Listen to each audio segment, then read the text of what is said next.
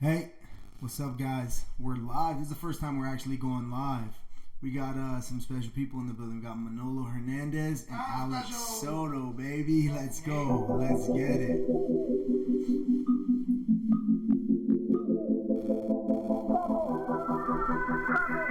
Hey, from nothing to something, we're here. That's funny as fuck.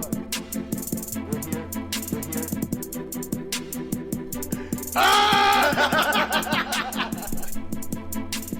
Oh, yeah. You know what time it is. From nothing to something, another episode here. We're actually in the house. We were supposed to be doing it at the gym, and we didn't. We just didn't like the way it sounded, so we decided to do it again. And with Manolo, we actually got Alex Soto in the house. Hey, go ahead, gentlemen. Talk to the people at home and let them know who you are and what it is exactly that you do. I'm Manolo Hernandez, the Hurricane, also known as the Bad Boy of professional matchmaking. The bad boy of professional matchmaking, 100%. What about you? My name is Alex Soto, and I'm the director for Brave Combat Federation, which is the new MMA promotion from the Middle East. Yeah. I actually saw a couple of those fights. It's really good show. Really good show that you put on. Thank you. It was awesome. I was excited to see when all the news came out that everything was happening. It was exciting, definitely, for the whole team, you know, to be like, oh, man, it's a new thing starting up, and it's really cool. It looks like it's going to be very lucrative, very successful for you. It's going to be huge, and it's just the beginning. That first show is named The Beginning, it's going to be something that's just going to keep growing and growing and growing. It's going to be a really big show. Yeah. You're going to see us enter the bigger markets very soon. Yeah, that's awesome. So, what was it that got you started exactly, Alex? What made you get into MMA in the business, and then how'd you get to where you are right now? Well, what got me into MMA was just kind of a chance because I've always wanted to be a professional fighter since I was a kid, since I was into the Ninja Turtles and all that stuff back in the 80s. Yeah. So like I really wanted to become an athlete and a competitive athlete. And I had one of my parents that were no to any combat, anything, not even football, you know. And when I didn't step into an MMA gym or jiu-jitsu gym until I was 23 years old. Okay. So at that age, I was like, I remember I said it, fuck it, you know what? I was like, I was finishing up with my college at the time, and I wanted to do something. I wanted to do something competitive. So I got into MMA, and that's where I met Manny, and I stuck to it and became a professional in 2009 or 2008. Nice. And then just been doing it ever since. And now I've kind of evolved now from being a fighter, you know, and fighting at all kinds of levels and all different countries. Right. Now that I'm kind of now promoting shows now, so it's kind of evolved into this. I've kind of become a co-promoter, if you will, with my friends in the Middle East. Yeah, that's awesome. How long did it take you from the time you started fighting to when you actually went pro? Hey, you guys hear that feedback? Sorry about that. It's all good though. We got Manolo over here on his phone just harassing us. We're actually live broadcasting. Are you?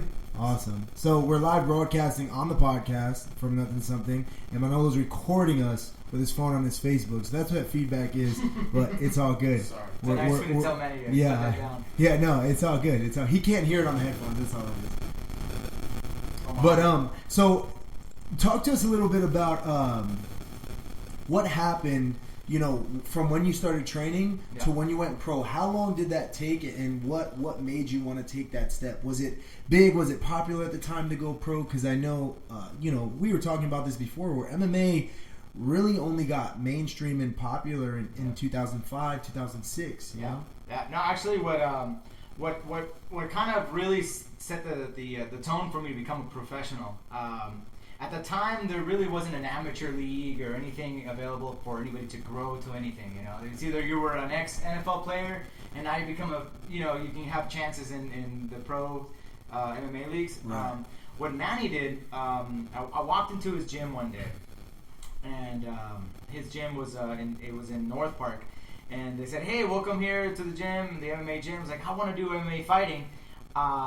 But I didn't want to come out and say, hey, I want to be a fighter, because I didn't want to be all cheesy, and so I was like, hey, they're actually having MMA tryouts in a month. and we're looking for guys who wants to join Manny's professional team. Yeah. And I was like, oh man, yeah, that sounds like something I want to do. Like a little tryout thing. So, and Manny comes from a place where it's from the Lions Den era. Right. So I don't know if anybody knows about the history about the Lions Den. They had a vicious tryout to be part of their team. And they had a mean roster as well. Yeah. And it was probably because of the level of intensity that the tryouts, yeah, exactly. required. And that's what it happened. I mean, when I got in, I remember we had to. I remember there was like 20 guys or something, right, Manny? There's around 30 plus people. It was 30 plus guys in it, right? And I was thinking, I remember going in there, and it's an intimidating gym. I remember it was all, the tagging on the walls, the brick walls. Man, it was a fighter's gym, So I was like, wow, okay. And so Manny walked in, without saying too much about what we did in there and what we do for the tryouts. It was very intimidating. Out of all the exercises that we did, the sparring, the running. I mean, it was a whole day's worth of suck. It was tough, man, and it really was meant to weed out those weak guys. The weak ones. Yeah, the ones that weren't gonna make it. Yeah. And only 3 of us ended up coming out, and it was myself, Wyle Watson, and then also we had Jose Tapia.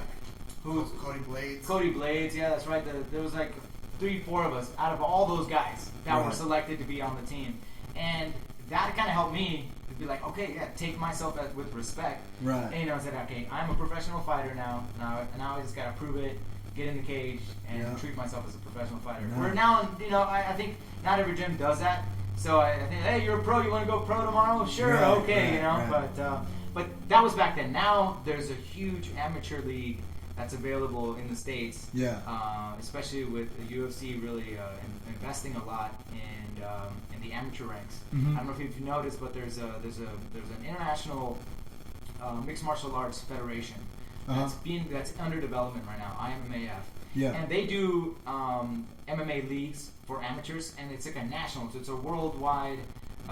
International competition. So you have the European amateur champions. No way, that's pretty. Yeah, that's pretty dope. You'll have the South Africa, then you have Las Vegas for the world, and it's an amazing show. I was part of the last 2 shows. The last 2 years, I was able to go down there, kind of scout some talent, and also just kind of see that whole process kind of evolve, and it's huge. And I can't wait for this 3rd year because it's going to be even bigger. Yeah. I've talked about it before where, so Southern California, San Diego specifically, is really big for MMA. There's a lot of gyms out here. Yep. And the amateur level is really popular because there is so many, there's a couple shows for an amateur to go out there and perform. But it's kind of like it's kind of creating an issue in MMA because of the fact that amateurs are getting the opportunity to fight and put on a show for people who want to see a fight, but you don't have to pay an amateur, right? So where's the incentive to go pro? The state of California is being choked to death by amateur fights, And here, I mean, like I said, there's no incentive for a promoter, a local promoter, to take a risk financially on pro event because then they lose money. These guys. They might not sell tickets. They might not be, a draw. Yeah. And a lot of guys, once they get to that pro level, they're like, man, I don't want to have to do that anymore. I don't want to have to sell tickets. I don't want to have to do this, that, and the third. And that's kind of how it is, which is why, there's almost in San Diego, it's tough to go pro and then kind of stay active. Right. Right. And those of you at home that are listening that don't really understand what we're talking about, basically, the promoters who run these fights. Right, they go ahead and they put on a show. If you have a pro fighter, well, he or she is a pro fighter, and you have to pay them in order for them to fight. That's how they make their money. It's not a lot of money, but you'll make maybe $1,000 a fight. Well, if you're a promoter and you have a whole card of pro fighters, well, now you're paying everybody on your card. So you have to make sure that you're selling tickets and you have money to pay these pro fighters, right? You can't even have the show unless you're here in California, unless you have all that money already up front. Yeah, right. One of the biggest challenges that promoters have here is the regulatory system they have here that is very, very expensive. So really, it's going to be big ballers who's going to be showing up. So big companies or big corporations like Bellator or the UFC are able to afford all these these big investments that you need, because it's really, if you're just an up and coming promoter that wants to do a show in California, it's gonna be money out the door unless you're already prepared with a great television deal or a great sponsorship backup. Yeah. So there's some really hard. It's a really hard investment for MMA promoters, which is why you don't see a lot of that here in California. Yeah, and that's why you see more amateur fights, because you don't have to pay the amateur fighters. As a promoter, you set up a fight, you have an entire card of amateur fighters, people who are going to watch the fights. Right. They don't really understand the difference. They just want to go see two people beat the fuck out of each other, and then they go up, they pay, $60. It's $60, $40 to $60 for a ticket out here in California to see an amateur event. And the promoters are making good money, but at the end of the day, it's good for the amateur level, because, like myself as an amateur fighter, I get to get out there and get the experience. But then once I go pro, there's not that many shows that are bringing on pro fighters. Yeah, I mean, it shows. One of the things so this is part of the shift in the sport that's happening, especially here in California. I mean, we got tons of gyms here. We have tons of talent here from all over the world, and they're having troubles finding places to go fight. So, and that's because there was no set regulations on how do you become a pro fighter. So this is now kind of evolving into, okay, let's set up the foundation for the amateurs, and a lot has to do with that, with the athletic commission really forcing promoters to keep it as safe as possible for the athletes, and healthy for the athletes, and make it a safe show for everybody to enjoy. Yeah. So it's part of it. I do see in the future having some more avenues for professional fighters. And that's awesome. And I mean, like we've talked about before, as MMA is still growing, it's there's. New York City just opened up, for professional fighting, to have, actual commissioned MMA fighting, and, the MMA is going to start growing more and more, and it's definitely something that I'm excited to see where it goes, and, being in the business and being a part of business, being a part of a team that is so engulfed in the sport. It's just awesome, to be a part of it. So when you made it to the Lions then, right, you made it to the team, what happened from there on with your fights, right? Like, what level did you fight at? What are some things that you did? So from there, as soon as I made the team, very motivated. I took myself very serious, and I said, okay, well, I'm gonna focus on this.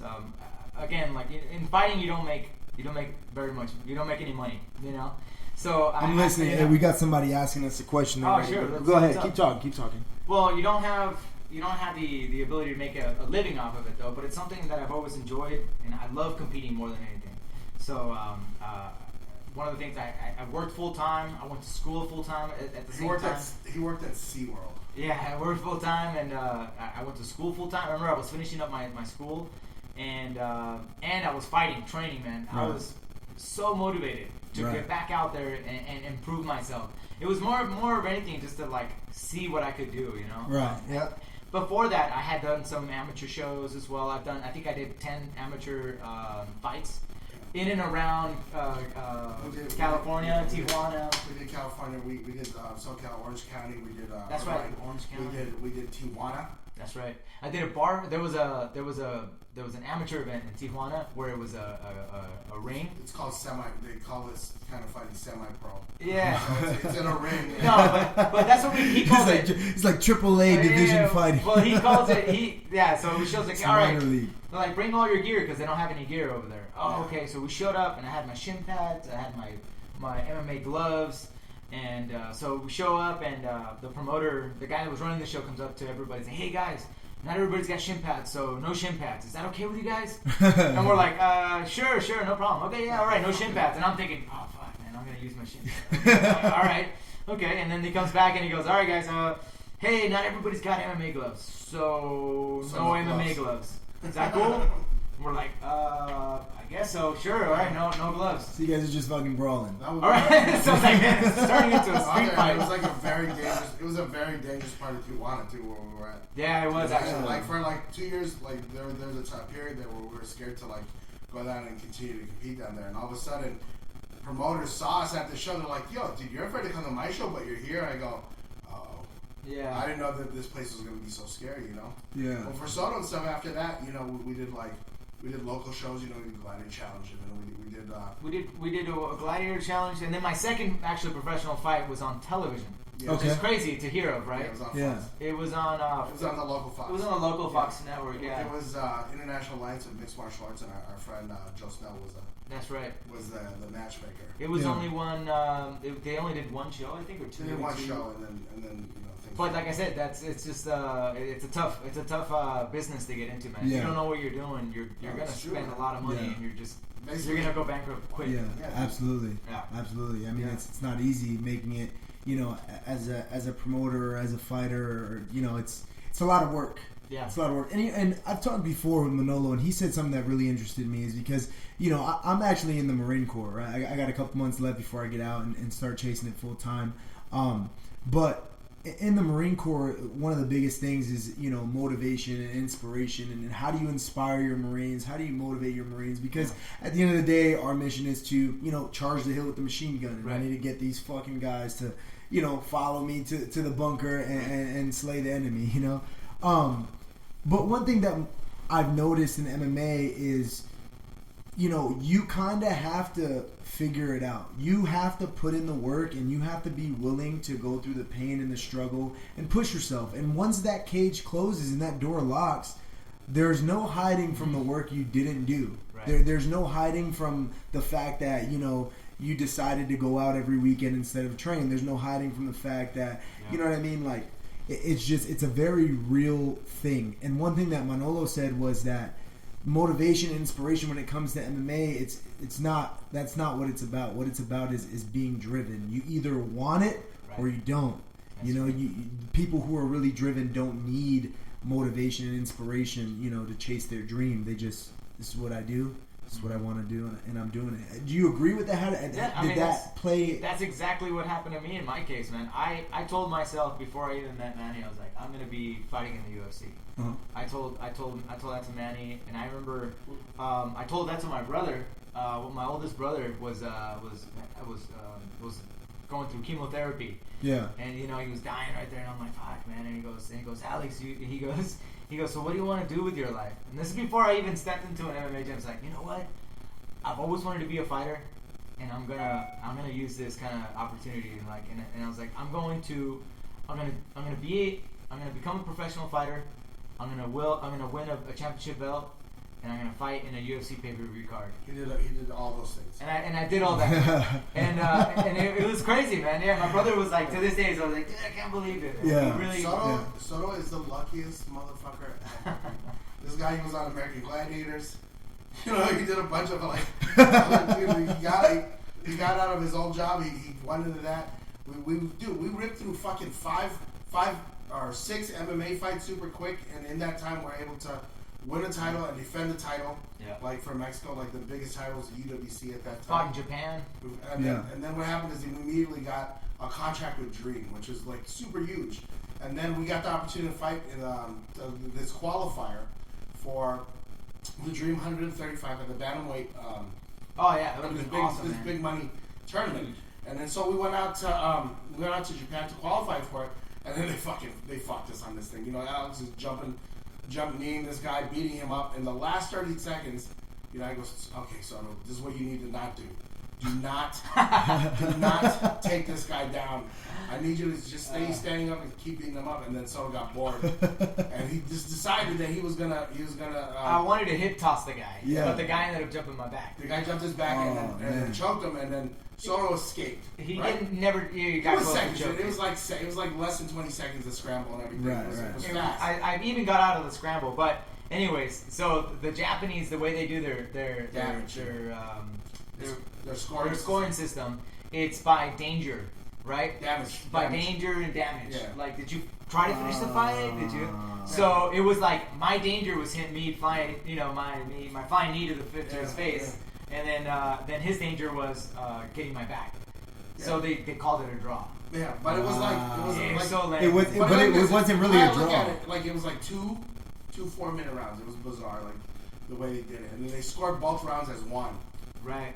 So basically, they're saying like it was so crazy because you look at like the control and the time we're in control, all that kind of stuff, and this guy was on Soto's back for like seconds. Yeah. Seconds. Hey, we got people commenting. I didn't mean to cut you off, but they're saying to Okay. get closer to the mic. They're saying you sound kind of far. I'm far. I'm sitting on a recliner.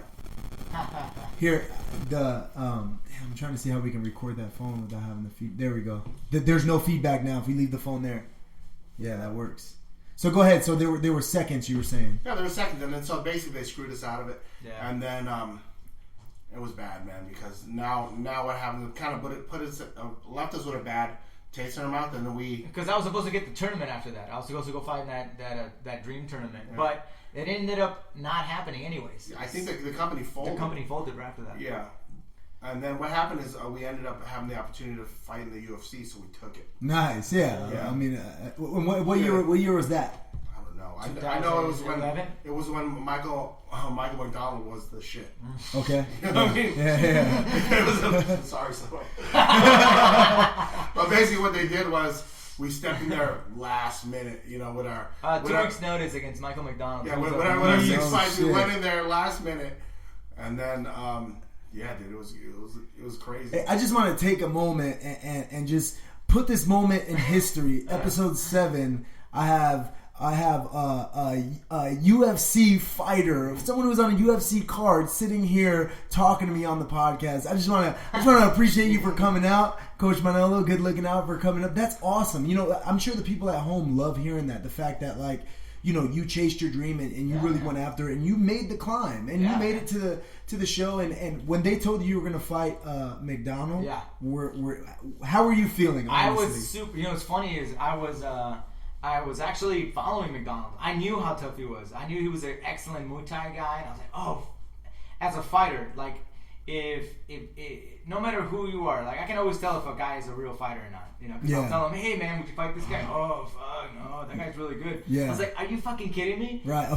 fighter is a fighter. It's about getting out there and scrapping. It's about challenging yourself, Right, right? So it's right. like you want to put yourself up with the top fucking challenge that you can put yourself into because you're a fighter, and then that's what you're willing to do. Now the coach's job or the manager's job, the coach, you know, the manager more of the manager. Like he's like, no, you know, he makes sure your career is, you know, taken Right. care of. A good manager. Right. A good manager. He's gonna be like, you know, I don't think we should do this. So wait.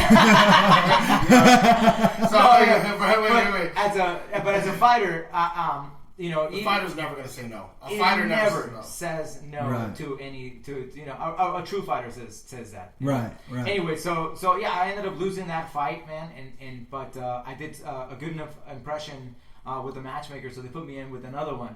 And they ended up putting me up against even a tougher guy. Oh, wait. But just to be, So what happened is they put us up in a fight. I remember it was a Russian guy. I was going to fight. So we're some supposed to Russian fight this guy that was like the Sambo world champion, and we're like, okay, we're gonna fight a grappler and a grappling based fighter, and like, so we're getting prepared for that. We got prepared in 6 weeks, and then what happened was in the 2 weeks leading up to the fight. Actually, less. It was 1 week. It was the week before. What happened is the original opponent, whoever that was, Gashimov, Yeah, he was out. He Okay. He got injured. Okay. Right? And All right. then all of a sudden, they found another guy. They signed another dude to it, right? Who was this? I don't even fucking remember. It was Okay. Chico Camus. Yeah, so basically they signed him, and then he was fucking out. Okay. Right? So I got a week left. This is like Monday. It's like Monday. The second guy signed to the second guy signed to the already fucking signed, and he was fucking out. Right. And then so what happened is they signed like, I want to say they signed 2 more guys, and and those guys both fell out in the same day they signed. I don't know if they're like the UFC was signing guys, and then these guys were like, nah, man, I'm injured. Like sign the contract, and then like just getting locked in. Yeah. Right. Yeah. So what happened was, at the end of the day, they found a guy last minute, and it was fucking Cisco Rivera, right? He's the most heavy-handed dude. Heavy fucking handed. Here, I don't think it's a twist. That guy, man. Oh man, he hits hard, dude. Let me tell you, man. Yeah. Super nice guy, like a really good fighter. In fact, I think right now, he's coming off a loss right now. I think he's still in there. But he's super tough competitor. And man, we scrapped for 3 rounds, going back and forth, back at each other. Try the other end. Yeah. Oh, there we go. And So you guys scrapped back and forth. yeah, I ended up losing the decision on that one. And that was kind of the end of my UFC career at that point. Right. Which was good, man, because at the same time, like after that, like man, I put so much work, so much sacrifice, right? You know, and I was also older, you know, when I got in. Obviously, when I first jumped into an MMA gym, I was 23 years old. So by the time I was done, I think I was like 28, 29 years old when I was like, okay, well, I did everything I could physically with that. But as a fighter, even now, like I'm freaking overweight right now. I'm not in shape, but I still want to compete. I look at fights and I'm like, oh, you're like, oh, I could be in there. You know what I mean? Like, I'll fucking throw it down, guy. But yeah, man. Like I said, man, like a martial artist always wants to go in there and fight and compete and test himself. Right. And right now, what's feeding my competition is promoting fights. Mm-hmm. Man, let me tell you, it's one of the most challenging things I've ever done in my life. Yeah. What's the difficult part about it? What's the hardest part about promoting the fights and stuff like that? Well, man, there's so many aspects about it. You know, I mean, you talk about partnerships, business, the whole business side of it. It's very, very complicated. I mean, you're dealing with a sport that you know is resembling violence and that people have a misunderstanding that it's violent and that there's no rules. And I'm also, and on top of that, I'm taking it to the Middle East and one of the most conservative countries, or regions in the world. But fortunately for me, we're able. I'm working with one of the most liberal countries there in the Middle East called Bahrain. Yeah. And I got connected with Mohammed Shahid, who is the CEO of Brave Combat Federation, mm-hmm. and I also got in contact with Sheikh Khalid bin Hamad Al Khalifa. Uh-huh. And he is. Damn, say that 5 times. Yeah. It took me a while to get it, but man, he's a super fan of the sport of mixed martial arts. Yeah. And for short, I always Sheikh Khalid. So like a lot of people in the States call it Sheikh, but it's shake, like you're shaking somebody's hand. Okay. So like Sheikh Khalid. Sheikh Khalid. Sheikh Khalid. Yeah, Sheikh Khalid, and he's a super awesome dude. Like one of the. A really good friend of mine and a really good friend of Shahid, and together we got together and we decided to go on this venture of putting up shows and putting up MMA fights. And what's really special about Brave is that I'm getting people from all over the world that's specifically meeting in the Middle East. You know what I mean? Mm-hmm. Where a lot of people have this misconception that's like, oh, there's chaos there, and like, there's wars and all this stuff, and all this terrible things happening, and it's completely. There's no difference between that and what's going on anywhere else in the world. You know, it's just there's this misconception that there is this I don't know, this violence and there's no rules or anything. Yeah, and especially in Bahrain, when I was in Afghanistan in 2010, I was actually deployed with the Bahrain military. Like I was on post with a Bahrainian is the way Bahrainis. But yeah, the Bahrainis, they're funny as hell, man. They the first thing they wanted to learn was all the curse words. That's the first thing they wanted to learn was all the curse words in English. But a lot of people think that the Middle East is crazy, and I mean some parts are bad, some parts aren't. You come to America and you end up in Detroit and you fuck yourself up. You know what I mean? Exactly. Like it's like that everywhere. But Bahrain is definitely a country that I do want to visit. So. It's beautiful. It's an island, man. So it's an island with beautiful. I mean, the Arabian Gulf has one of the most beautiful waters there, man. The ocean water there. It's just awesome to go out there. If you can go on the boats, go out pearl diving. You know, there's a lot that's of. Pretty dope. Yeah, no, it's amazing. I love Bahrain. Like, it's like my second home. I visit there 5-6 times a year now, and I mean, it's the people there, the culture there, man. It's so welcoming. Mm-hmm. There's the young athletes down there. They just want to know more about MMA. They want to get involved, and there was no place for them to fight, and no place for them to learn. And we were able to bring some of the best coaches from around the world. Yeah. I got 2 amazing wrestling coaches from Russia, Dagestan, Russia. Okay. If you ever heard of Khabib Nurmagomedov.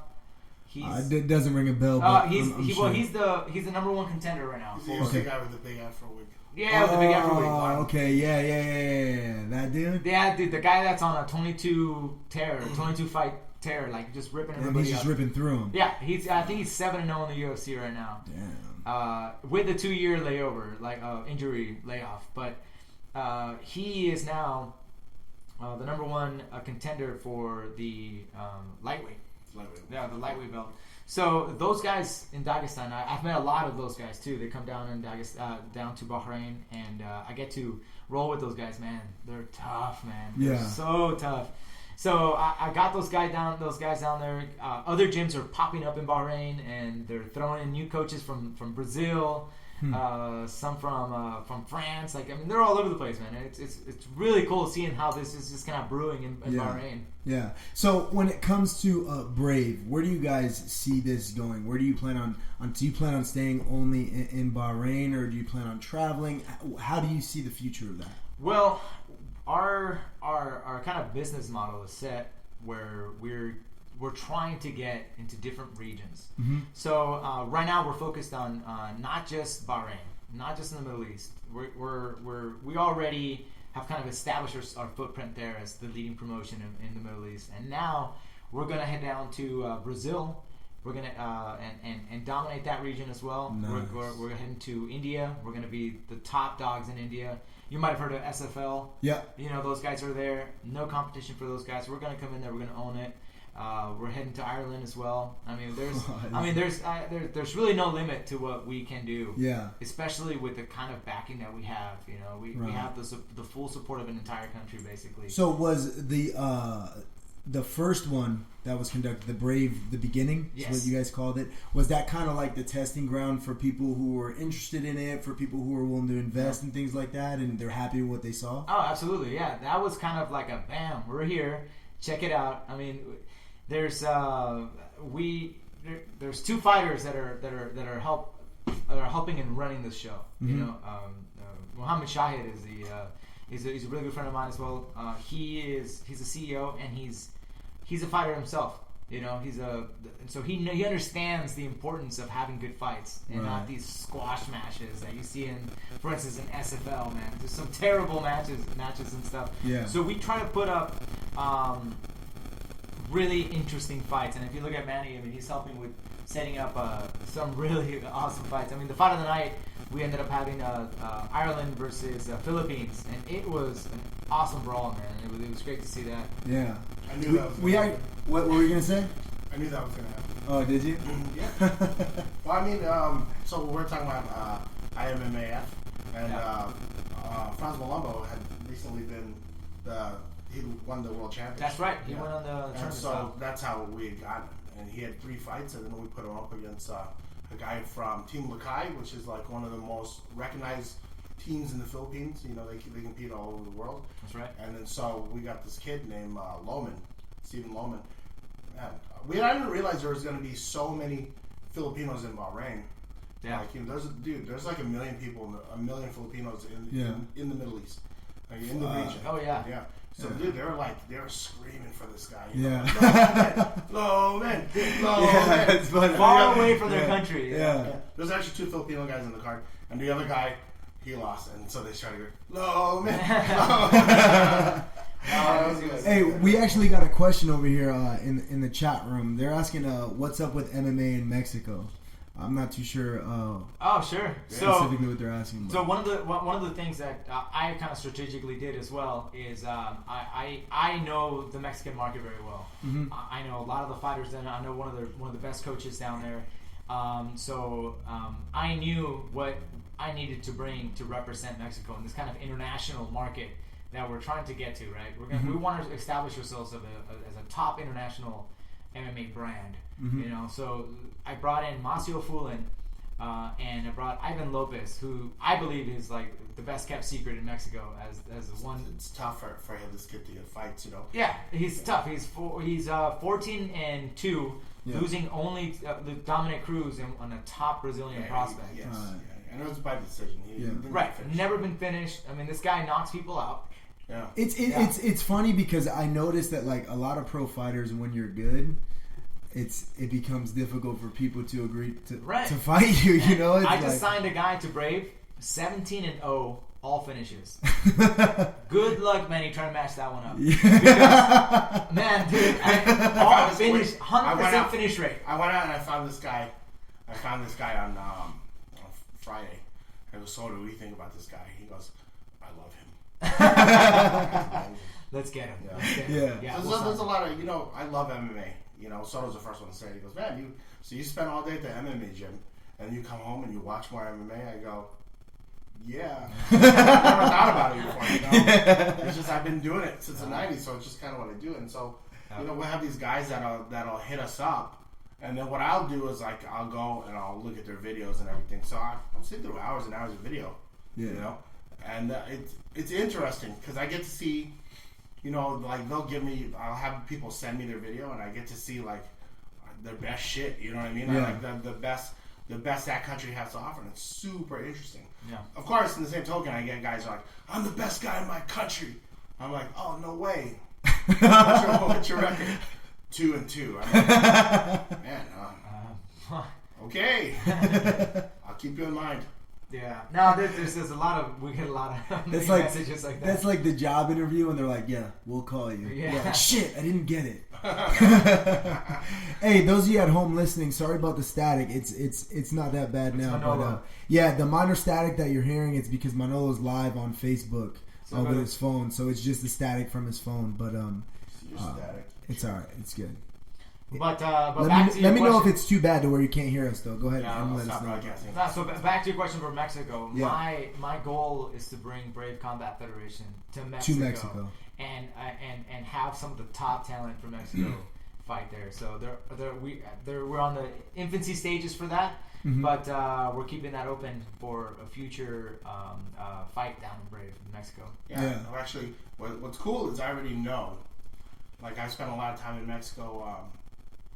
We're right next to the border, so I've been throughout the country. I've been to Mexico City and Guadalajara. We've been to Cholula, Oaxaca, Puebla, San Luis Potosi, Cancun. I've never been to Cancun. The real Cancun. Oh, they never send you there. They never send here. I've been to Ensenada. That's great. Rosarito. That's the only place I went to in Soto's Mexico. Ensenada. That's the only place I've been to. Fucking on a cruise. So we had a lot of a lot of fights down there. So we know most all the teams, but it'd be very interesting to really get to there's some great talent down there, and they just don't get they don't get the exposure. Yeah, that's another thing too down in Mexico. I mean, I'm telling you, the MMA business is tough business to get in, and if you don't know what you're doing, you're going to lose a lot of money. So and like I said, so. It's a tough industry to get into in the business end, and it's also a tough one on the sports end, as well. Right. But, and there's I heard you guys talking earlier, and I know that there's things that people at home listening, fans of MMA, that they don't realize happens behind the scenes. Like one thing that really interested me was when you had said that you guys actually can't call it an octagon. Oh yeah, right. Talk to the people at home a little bit about that. Like, sure. What's that all about? Well, there's some things that when you get into the business, right? And like, oh, well, I want to make a cage. All right, well, what shape is your cage? It's like, well, I want to make it an octagon, just like the UFC. Yeah. It's like, all right, so there's some patents and stuff that are out there, some licenses, some legal issues that a you lot can. of them. They own the rights to all the different shapes. Yeah, exactly. So you get in there. I mean, it's a minefield of legal issues as well. They're as geniuses over there, man. Yeah, exactly. Who would have thought that? You can have triangle. Yeah, but it's all about how you name it. So you can have an octagon. You just can't call it the octagon. Right. You have to call it like the anything. In our case, it's called the Brave Arena. The Brave Arena. That's pretty cool. Yeah, because cool. it's a fighting arena. Right. It's like the Roman era. Yeah. Fighting there, it's an arena. So. There's a lot of those little interesting things that you have to worry about. That normally you'll be like, when you're a fighter, it's like, what? I'm just in the cage and I just fight. Right. Yeah. You don't have to worry about that. And then once you get into the business of setting something up, it's probably like, fuck. Oh man, it's a headache. It's the real deal. Yeah. But what's it feel like? Once it's all set up and you just get to sit down and just. I mean, I'm sure while it's happening, you're probably running around and making sure. You sit down. Well, first off, you're in there and we have to like do stuff. For instance, like Pete Williams is back there and like That's right. We're trying to set up the runners. The runners are the guys that are like the kind of the backbone of the show. Right. So like they're getting the fighters ready. Like so they go, all right, you guys have to be here. They stage them. You're ready to push those guys out. And then what they have to do is they have to get the next 2 fights like ready to go. So that's going on. And then Pete Williams is screaming at these guys, and they're like volunteers. My kid's crying. I'm like, oh, I feel so bad for that kid. Let me tell you, just to give some credit out here when credit is due. You ever heard of Pete Williams, UFC Hall of Famer?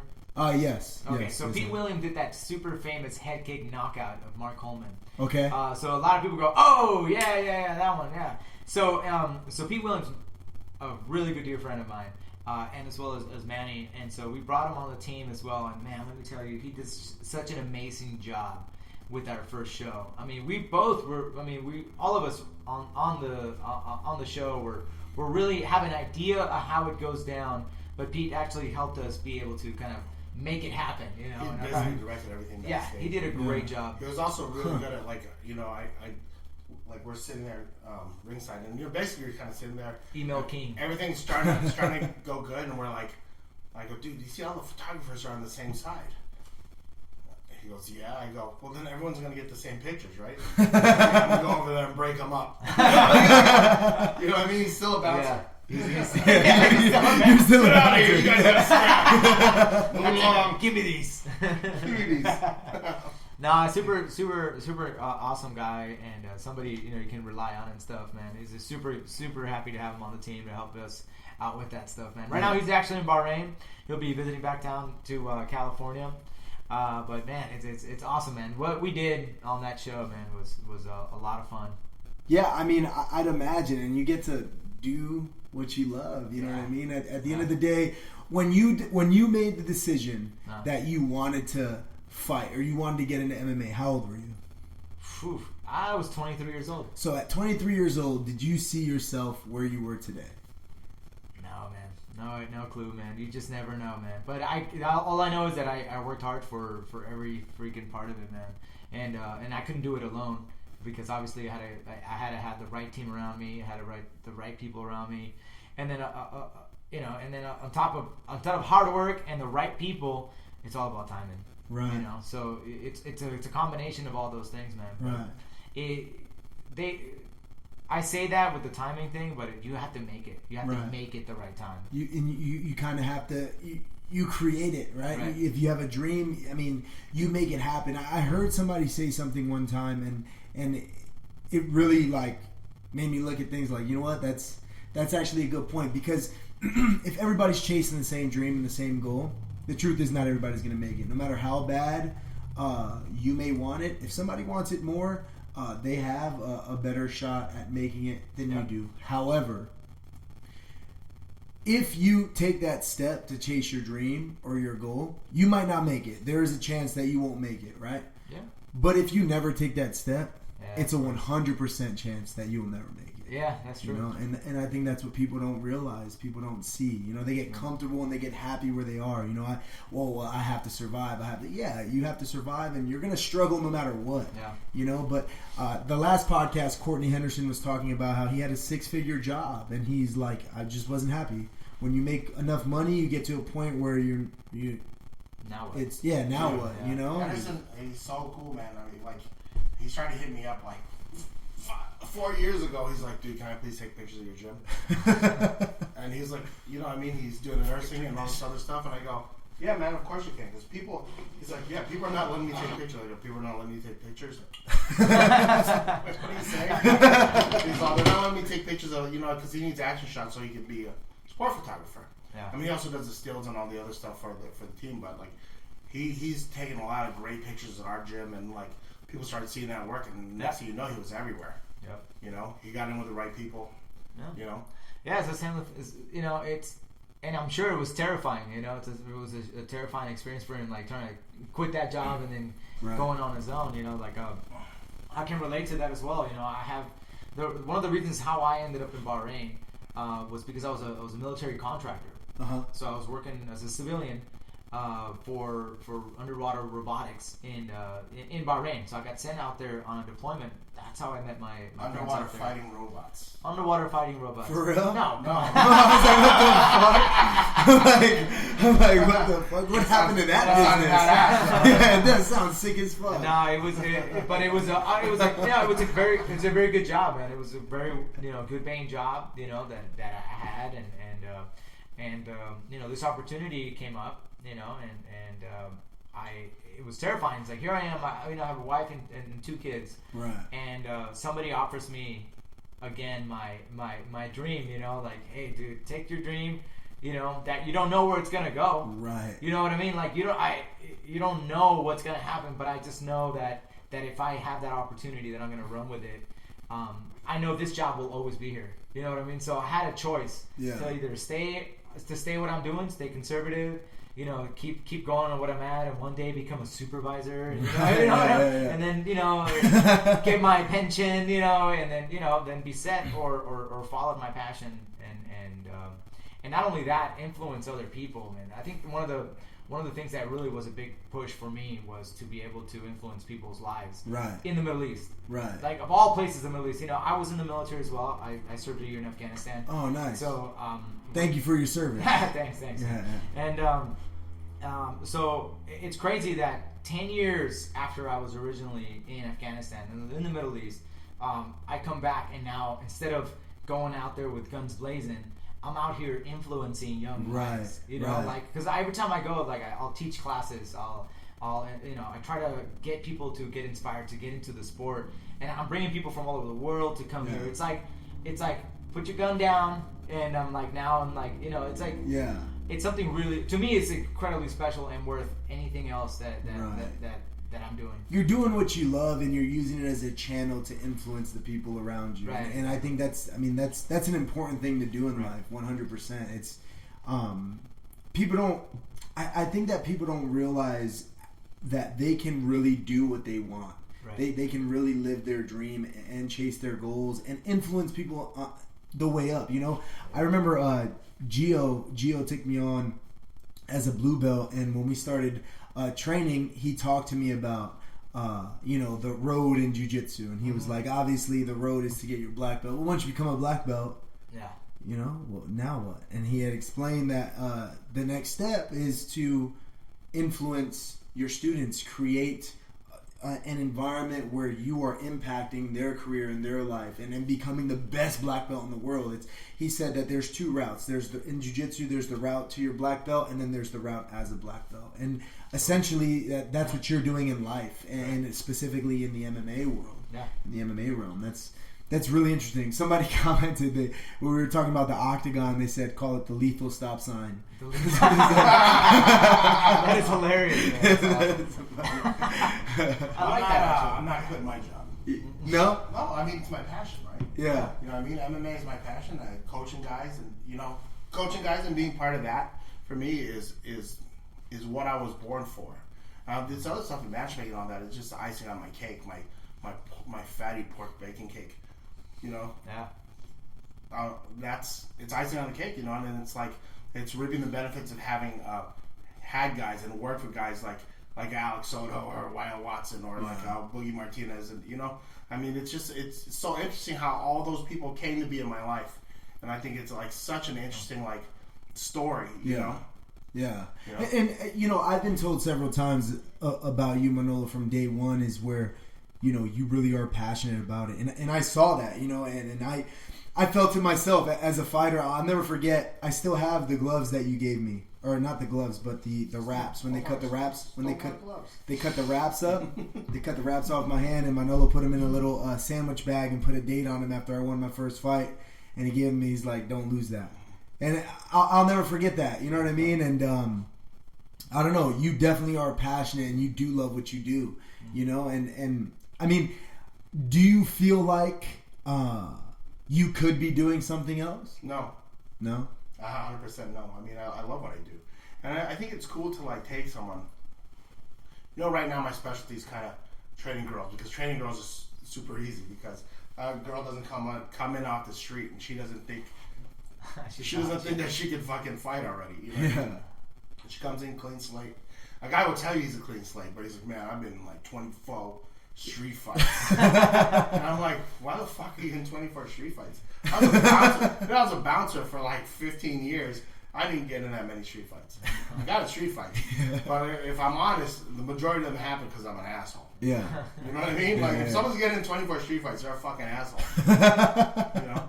But anyway, like, that's the truth. It's true. Yeah, it's true. You gotta stop being a always, prick. you gotta always avoid that. But Yeah. it's like, bored tonight. I'm gonna fight you. You know, I think a lot of people make that shit up too. I remember I was watching. I was on ship. I was on a Navy vessel in like fucking somewhere in the Pacific Ocean. I don't even know where we were at the time, but somebody had like the DVDs for every UFC, right? Like from 1 all the way up, and we started watching them, and like they did like UFC 3 in Puerto Rico, and I was like, oh yeah, fucking Puerto Rico, you know? That's 8 or that's 7 or 8 or 9. It was definitely one of the one. It was like the one digit one. Goliath. Yeah, and they had this big fat Puerto Rican dude, and they said he has over 100 street fights. I'm like, what an how asshole. the fuck? Yeah, I was like, what an asshole. But how can you confirm that? Yeah. You know what I mean? I mean, that's the thing, right? I mean, back then there were no sanctioned bouts or whatever, so people say whatever to get in there. Right. You know, he represented like Pakwa or like some kind of kung fu, and I guess that motherfucker cannot pick his legs up. Yeah. You know, and he got knocked out in the second with a jab. The only reason I remember that particular show is because I was supposed to be on that card. Oh, for real? Yeah. No shit. Yeah, I basically lied to the UFC and our Davey, who was in charge at the head of it. That would be so fun. Then I basically told him, I sent him pictures and like because there's no sending. You know what I mean? You can't just send There was no no shirt shirt dog or whatever. Yeah. So I was like, they wanted to know down to what you were gonna wear. They want to know all this kind of stuff, you know. Yeah. And then what I do is I apply every couple of weeks just so they got tired of it. It got to the point where they got so tired of me, they gave me our Davy's home phone number. Oh wow. Jorge's wife, you know, the WOW promotions. You know, Okay. Yeah. They eventually got so tired of me calling all the time that they just said, hey, here's Art's number. And then I called him at home, and he was like, all right, man, send me a video. And then so I sent him a video, and then I sent him, he goes, I want to see pictures, I want to see photos, all this kind of stuff. So I had been fucking lying about how I'm 6'3". Oh. You know, I'm like 300 pounds, 6'3", fucking ready to do it. And then like every time I turn in an application, I list a different style. You know what I mean? Like, and then I was like, I would look at like Mortal Kombat, and I go, all right. They're like, what are you gonna wear? I go, all right, what's Johnny Cage wearing? I'm gonna wear a wrestling singlet with a red sash. You know what I mean? Like, whatever it was, and I just like A wrestling dude, whatever they wanted, whatever was gonna happen, you know, whatever's gonna be in there. Anyway, when the guy took a look at the video, he goes, I thought you said you were 6'3". Anyway, I tried to be cute, so when I'd send the pictures in, it would be me with girls. Yeah. And I'll be like thin girls, so you're like, is she tall? You're like, this girl next to me, 6'2". Yeah, dude. So I thought I could be tricky, and at the very least, XL. So at least he'd look at the pictures, right? Because there's hot chicks. there's hot chicks on, right? And then the guy saw the video. He goes, dude, how big are you? He said that really? Yeah. I go, I'm fucking like 5'10". I'm 5'8". 5'10" and a half. He's all, Ben, you are too small to be a Goliath. But you're also too big to be a David. I can't fucking use you on this show. Because it was a big versus small, which is Don Fry versus that big Puerto Rican guy. Jerry Bolander fought Scott Ferozzo. It was like a crazy. It was they ended up not using it. They used another guy from San Diego, which is a good piece of San Diego trivia. The guy they used was a guy by the name of Keith. I don't want to say his last name because I don't like him. But anyway, he was actually one of my bosses for a while. Oh, really? Yeah, I worked for a gym a long time ago. He was my boss. He's cool, man. I'm over it. You know what I mean? But anyway, yeah, he actually took my place on that. Dude, he got fucking hurt, dude. So he did? Yeah, it was not fun. Who did he fight? Yeah. I don't remember. He was one of the alternates. Fuck, he got hurt. It sucks. It sucks to get hurt in a fight, especially back then though, because it was fucking. Yeah, dude. there The was fucking brawling. the referee didn't know when to stop it. Remember UFC 2, dude? Patrick Smith. That elbow? Dude, the referee couldn't stop it. You have to stop it from the outside. Oh my god. Right? You have to tap out, or your corner had to stop it. The referee couldn't stop it. He just made sure you stuck to the rules. Really? Yeah. Whoa. Yeah, dude. That's crazy. That's to do with the elbows, right? That like. Yeah, dude. The guy needed like 200 stitch or something. Yeah. He fought a ninja.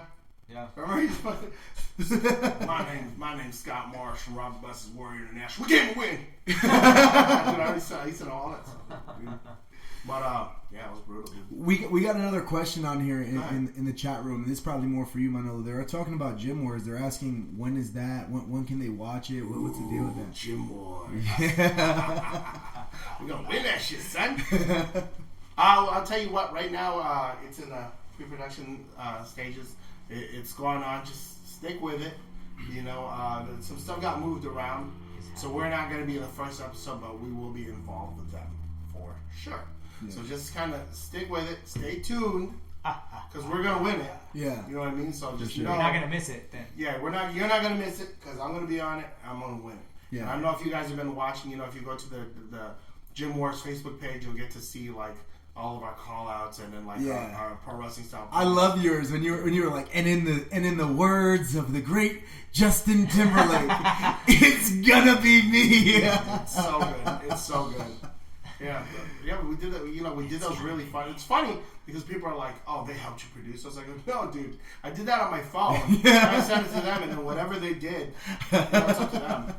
You know, but it's good and it's funny. On the second one, we did it on the fly, and then there was so much going on in the gym that I couldn't concentrate. So I put my phone on the back of Sergio's head. Yeah, I saw that. Yeah, so I'm like reading off the back of his dome. And you had Eli. Yeah, dude. They had their bells. They had their glasses so on, good, just standing there. So good. Like everyone who watched pro wrestling growing up, everyone had an antic. Yeah. Everyone had like a move. You know what I mean? That was so funny. George is so good in that. Dude, that was he's awesome. Like, yeah, dude, he's like flicking his pecs the whole time. And then the best one, the most understated one, of course, is Eli. Right? He's doing his rock. He's kind of buffing. and then Drew Lagdan, dude, he's so good. Oh yeah, he's awesome. Yeah, that's good, man. That's El a shot. Toro de las Filipinas. Yeah, dude, that's our guy, man. That's our guy. Yeah, you know, we were sparring with I was pushing him today, boy. We were sparring a little bit. Yeah, he threw up. Each other. Yeah, he threw Oh, up. he threw Yeah, up? yeah, we were fucking. That's a bad gym day, man. After class, he's like, "Hey, man, show me that truck stuff. Just go over a little bit with him." I'm like, "Cool." And then he was like, "You kept taking me down, man." I'm like, "I know." I was like, "Yeah, I know." I'm trying to work on my wrist. He's like, "I gotta work on my defense." You know, I can see in his mind. He's like, he's fucking there. He's so focused, and he just won his last fight. He a won couple his weeks last ago. fight. We fought at Smash Global, which is my buddy Steve Orozco's show, and you know, it was a shout out Steve. What's up? You know, he does this like black tie event for charity, and it's MMA. It's an MMA event, dude. It's super unnerving to fight there because it's in a ballroom and it's all people that are like, you know, Dennis Rodman is there, and a bunch Sylvester Stallone. There's a bunch of like celebrities, like high level. Yeah. You have to be No joke. And everyone's like wearing tuxedos. Is it like old school Japan where they're all quiet? They're so quiet. Dude. So it's funny. The one of the guests they had was Tito Ortiz, right? And Tito is like sitting behind me when I'm cornering Drew. I go, "All right, Drew, you're good. Now we just gotta." I go, "Get his head off the fence." You know what I mean? So he can't climb. And Tito's all, "Put his head on the fence. He's stuck." And I'm like, "All right, man, calm down. Just peel him off and then put him flat on his back, you know." Yeah. Because I mean, you know, now that people understand cage work, I mean, you don't get stuck there like that very much anymore. It's not the situation. It's not the 1990s where it's a death sentence getting put against a cage. Yeah, you know, that was one thing when I first started training. Before I had gotten with you, Manny, I was with Team Quest, and that was one thing that they focused on a lot was wrestling and wall work. Yeah. Wall work, and I definitely reaping the benefits from that. Team Quest is definitely like a very strong wrestling camp. You know what I mean? That's one of the things that they're well known for, you know, or they were, right? Mm-hmm. You know what I mean? When especially starting out in the Pacific Northwest and everything. You know, I very much, our cage work, you know what I mean, is a lot a lot of it's varied. You know what I mean? We work with a lot of different people. You know, we work, at our old gym, we had War Machine and guys like that who had come from, who had been Lions Den guys, but went to Extreme Couture, and then we adopted that kind of like that system. So it's very good. Yeah. You know, we had a lot of great guys. Yeah, that's really interesting to see just the evolution of the sport and just, you know, it's a really small community. People don't realize it. You know, people like, I'm from Connecticut, so like my friends and family back home in Connecticut, they watch UFC and they see these big name fighters and they're like, man, that's so cool. Who's the Boss happens. Well, where in Connecticut? Connecticut? Really? They also my hometown. They do they film Jerry Springer and Morty there. So in Stamford, Connecticut. No way. Yeah, in Stamford, Connecticut, in my hometown. It's free. You can go and like fucking. You just get in line and you're standing. Listen. If anybody is pregnant, I would love for you to take me on Maury because I have a dance prepared. Yeah. Are you gonna do a cartwheel? Get the fuck. Hey, my brother's gonna kill me for telling this, but my brother, like when he proposed to his wife, he was like thinking like, what's a way I can do it where it would be one of a kind. So he decided to take our whole family and her whole family and get tickets to Jerry Springer. And during one of the questions, my brother's, I got a question, Jerry. You know, bitches are like, I came for my beads. My brother's like, I got to say something, and then he proposed to his wife, and that's where he proposed on Jerry Springer. So fucking raunchy. Hey, I've probably never been done before. Yeah, I know, one of a kind for sure. I dated a girl that was on Jerry Springer before. Is it like, real? No. Okay. No. Like all the drama in there. No, you know what? I mean, it's a like sport entertainment. So allegedly, we'll use the word allegedly. Allegedly, yeah. they hire people. They put out there, hey, this is what we're looking for. Right. You know, so like when they're casting, they cast for real. Yeah. But they're looking for people who are willing to just act it out. Yeah. Yeah, I'm in love with my cousin, and I'm trying to have sex with her every day. But her husband he's just not letting it happen. So like, I never got into Jerry Springer, but I would watch some of the headlines, and I'm like, what the fuck? Is there really people like this? Yeah. I married a horse. I married a horse. This bitch fucking married a horse. Yeah, it's the real deal. He hung now. Yeah, hey, you know, He's a horse. you can you can always tell though what always got me, even as a kid, like I would watch it and be like, man, look how they're fighting. This shit's fake as fuck. Nobody's ever gotten knocked out on Jerry Springer. You know what I mean? That's good. That's a good point. You know what? I'm gonna Google that. Have you ever seen? I don't know. I feel like have you ever seen that? Like, there's like another show, like it's like Mexico or like somewhere in South America, but like I seen this clip. The girls got hands. Like they just let them fight. Those shows are God. real. Oh, wow. The fights are real. Yeah, the fights are real. Yeah, they have like the Spanish talk shows, and it's like where her friend's cheating on her husband, and then the girl puts hands on the other. Like they don't even, she's like, listen, there's not even chairs. Like you're not expected to sit down and talk. There's not even chairs. You just go in there and throw down. It's so good. You're like, what the fuck's going on? Every time they stand up, the host gets out the way and the security stands up. It's so good. They create a lethal stop sign. That's awesome. For them to make it happen. Oh, man. So, we're about at hour 3 right now, guys. I think we got enough in today. I appreciate you guys for coming. You got any last words, Manolo? Alex, you got any last words? Check out bravefights.com. Yeah. We streamed for free our first live event. There's no telling exactly what we're going to do this time, but I need you to check out that website. Yeah, please join our website, bravefights.com. Follow us on Twitter, Instagram. Just look up Brave Fights or Brave MMA. And Brave MMA F. That's right. And it's on Twitter, Instagram. Follow me at Alex Soto. Or Soto Extremo MMA on Instagram, and stay tuned, man. Our next show is going to be December 2nd, and we're right now we're in the process of building an amazing fight card, man. It's awesome, man. Check me out on Instagram at Team Hurricane Awesome. Yeah, he won't fuck with you if you don't follow him on I Instagram. So. literally will not. Oh, that's book another thing. If you are a fighter and you want to fight for Brave, for Brave MMAF, you have to follow me on Instagram. 'Cause I always- Brave Combat Federation, you have to follow him on Instagram. You have to follow that team right here. Message him on Instagram. Because here's the thing, I want to see your life. I want to see your real life. I want to see Right. the kind of person. I also want to see Are you what kind brave? of Are what you kind brave? of followers you have. That's Like true. you can Yeah. be in here and be like, yeah, man, I'm 2-2 and I have like 30 guys following me.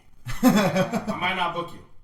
Yeah. Now, when we're looking for guys that are going to be exciting, that are standing for something, and who fight more than just to prove to their friends that they're cool. 100%. Yeah, You know? and those of you that are listening at home and are going to listen later on, just don't even take our word for it. Go on the website and you can actually watch Brave the Beginning, right? Well, you can watch it on see the website? clips. You can Yeah, see we've got clips. some clips up there. Yeah, there's some clips up there so you can see what level of fight and the setup that they have. They have the setup kind of like, it's not like UFC. It's like it's like a mix between Pride and WWE. It's so amazing. Right, they We've got the ramps. We've got the walkout. We've got pyrotechnics. We have screens. We got freaking fireworks. Fireworks, We got we got- nothing. we got Anything you want. We cage. got drones. Yeah, there literally is drones. There's There's drones for flying real? around. Yeah, we got drones flying around. What Man. the It's so fuck? awesome, man. Is it for the cameras or what? Oh yeah. yeah, the drones have cameras. We got everything we got. Yeah, I'm telling you. yeah, there's a guy whose job it is to just fly the drone. Oh, I'm also looking. If you're listening to this, I'm also looking for a fire dancing crew. You know, like a fire dance, like a What do you mean? Hawaiian type. Well, Like, I can get that for you. all right. So Yeah, if you're there you go. listening and Manny here doesn't deliver, I'm looking for a special show for a halftime show.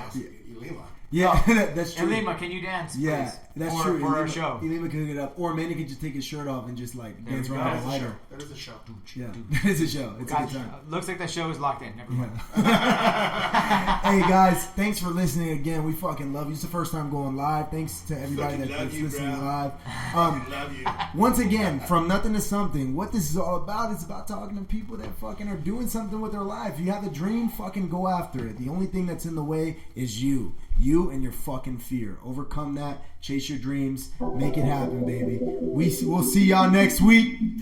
Woo-hoo!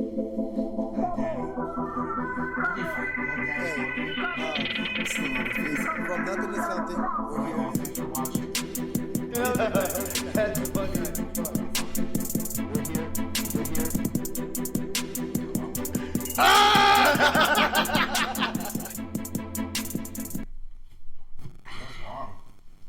A long time.